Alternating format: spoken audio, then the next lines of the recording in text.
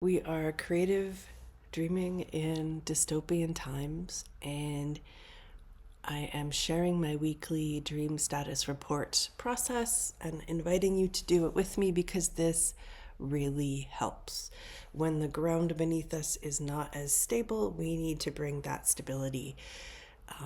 So I'm doing these weekly videos for now, sharing what I'm doing. So the dream status report is printable. It's on my blog. Everyone can download it. This is a new format this week because someone in the group had asked if I could make a smaller one where both sides of the page fit on one page, and I thought that's a good idea. So there's two versions on the page now that you could download. And it's some questions about, first of all, remembering what is your dream, why are you doing this, what's your new moon intention, which if you don't have one, that's okay. You can leave that blank, or you could make up your own question for that space, right? And then reflecting on what was your focus last week. How did it go? What are you learning? This is a really like classic life coach thing about learning from your own process. And we always want to look forward, especially creative people. We're visionaries. There's so much we see out there, but if we don't stop and look back and reflect, we're not really learning from our process. So I think of it as like you're setting intentions all the time and you're aimed out there and boom, boom, boom, right? But when you stop and reflect and look backwards and learn from that, it's almost like that boom, boom, boom becomes a circle because now you're going back, and a circle can like move, right? Like a circle can is like now you're inventing the wheel, right? And you can move with much more ease. So I don't know. I get a lot of pushback on that idea from people, but it's been really consistently true that just taking some time to stop, look back, and reflect really helps you see the path ahead more clearly and understand what your best next steps are in a way that you can't understand if you aren't looking back. So, because things are so unstable for most of us right now, I want to really encourage us all to do this every week. And even I feel resistance to it, even though I'm like asking you to do it. I didn't want to do it today. So I just want to put that out there too. We don't have to always want to do it. It took me a while to get into it. I considered just doing a video and not actually filling out a sheet. And then I was like, Andrea, what are you afraid of? And what are you afraid of, right? Creative dreaming is so vulnerable and there are so many things to be afraid of, and it's so valid to not want to show up. And one of the things about a weekly reflection and using the same questions every week is that it makes less places to hide in. So that's what's to be afraid of.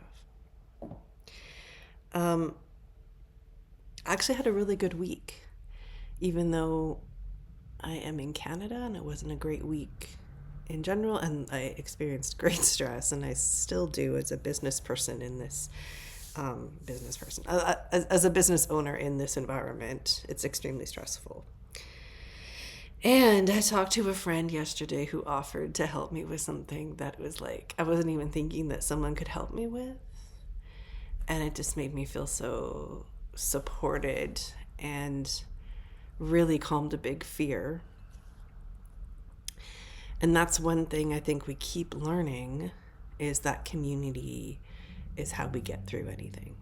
So let's remember that and hold our people close and look for ways to be the change that we want to see in the world right around us, like in our communities. I think that's really important right now. And that's one of the things, like when the world is unstable, how do we bring stability not just to ourselves but to all the people around us? What can we do?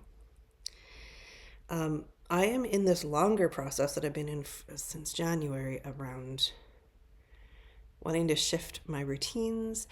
And generally the big question has been like, how do I still like nurture and be present with the Creative Dream Incubator in the ways I have been, and also nurture and be present with my own creative practice, and eventually leading to like making art outside of what I'm doing with the Creative Dream Incubator.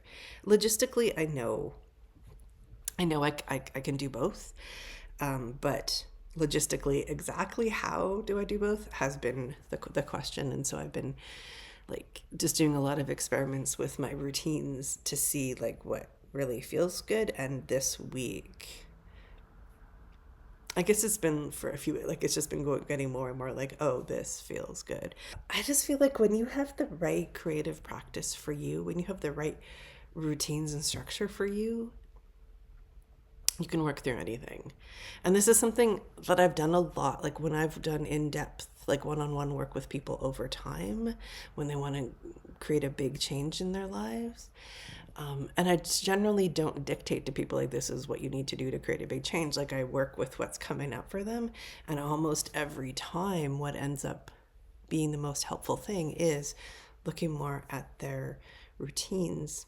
Like, how are you setting up your day? What are the practices? How are you making space for all the different parts of the things that you want to do?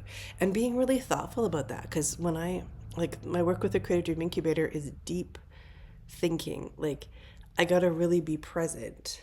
And so I can't just be flipping from one thing to another. I need to really give things space to go into it. And the same with the art that I want to do. Except sometimes, like the art that I want to do in terms of the visioning and like getting it figured out is very deep work. Some of it isn't. Some of it I can get it set up, and then because I want to be doing like handmade things. So just that kind of really thinking about, well, what needs space for me to just have no distractions and go deep? What is something I can do when my brain isn't quite in that place of being able to do that work? And really like examining everything about everything to figure out what is really going to support me. And I've been, each week learning a few things. And some weeks have just been a mess. And I feel like being in the mess and giving yourself space for all the feelings that come up when you're in the mess is one of the best ways of learning what you need. Like, love it. So this week really wasn't a mess, and I felt like I have what I need to do what I want to do. I'm moving a lot slower than I wish I was, and I see quite a lot of that with everyone because of the state of the world. And maybe we can give ourselves some grace with that and just notice, the direction you're moving in matters a lot more than the speed, right? So that's a thing. That's a thing to remember in these times, right? And when I got to the end of my dream status report sheet and got to the part about what's going to be my focus for next week, I got stay devoted to my process. And I was just really thinking about how like the difference between being devoted to a thing and being committed to a thing. There's a different feeling there. Or there's a difference between being devoted and being disciplined. I don't want to be disciplined right now. I want to be devoted. I don't know if that makes sense to anyone but me, but that's a part of what we do with these sheets by doing it every week is like you really find these things that it's the message that's important for you. So that's my message for me, to really get into that feeling of being devoted. And when I think about my devotion to the Creative Dream Incubator, my devotion to my art, there's a lot of love and joy. There's space for magic and healing. And it just makes it easier to show up and be disciplined about the parts where I have to be less distracted, right? And that's, I think I've said this already on this, but it keeps coming up on our group coaching calls that we have to be, of course, we're going to be distracted, of course, and have grace with ourselves for that. So I'm just looking forward to exploring that next week and seeing where it takes me.